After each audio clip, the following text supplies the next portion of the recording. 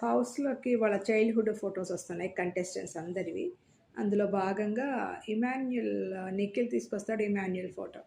Emmanuel story కూడా ఇమాన్యుయల్ కూడా root level నుంచి, గ్రౌండ్ లెవెల్ నుంచి, ఆ లో లెవెల్ నుంచి మనకి చాలా కష్టపడి పైకొచ్చాడని అనిపిస్తది చూస్తా ఉంటేనే. అదేవిధంగా తను చైల్డ్‌హుడ్‌లో తను పడ్డ కష్టాలు అండ్ ఫ్యామిలీ పడ్డ కష్టాలు అన్నీ చెప్పుకుంటూ వస్తాడు. చాలా చాలా చెప్పాడు. వాళ్ళే డబ్బులు సంపాదించుకొని ట్యూషన్ ఫీజులు, డిగ్రీ ఫీజులు, కాలేజ్ ఫీజులు కట్టుకునే వాళ్ళని, ప్రతి పని చేసేవాళ్ళని, క్యాటరింగ్, పొలంలో పనులు ఇవంతా చెప్తాడు. అదేవిధంగా వాళ్ళ అన్న గురించి చాలా గొప్పగా చెప్తాడు. అసలు సూపర్ హీరో అనేసి చాలా ఇద్దరు క్లోజ్‌గా ఉండేవాళ్ళు. ఈ మధ్య కొంచెం తన కోసం వాళ్ళ అన్న ఏమైనా చేసేవాడు.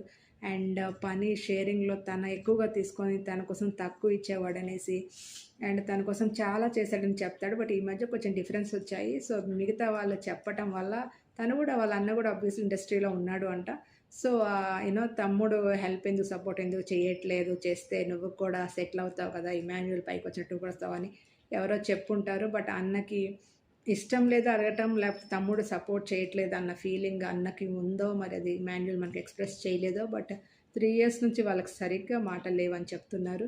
ఇమాన్యుయల్ వాళ్ళ అన్న కూడా బయట చాలా ఇంటర్వ్యూలు ఇస్తున్నాడు. కమెడియన్ గెలిస్తే బావుండు, ఇంతవరకు కమెడియన్స్ గెలవలేదు ఎక్కడ అని అనిపిస్తుంది. లేడీస్ గెలిసారు, అందరూ గెలిసారు కానీ కమెడియన్‌కి అంటే చిన్న చూపు అన్నట్టుగా చెప్తున్నారు. బట్ ఛాన్సెస్ ఎంత ఉన్నాయో ఇమాన్యుయల్ గెలవటానికి. బట్ ఇమాన్యుయల్ ఒక హార్డ్ వర్కింగ్ పర్సన్. డెఫినెట్‌లీ కష్టపడి పైకొచ్చిన వ్యక్తి అని మాత్రం మనకు అర్థమవుతుంది.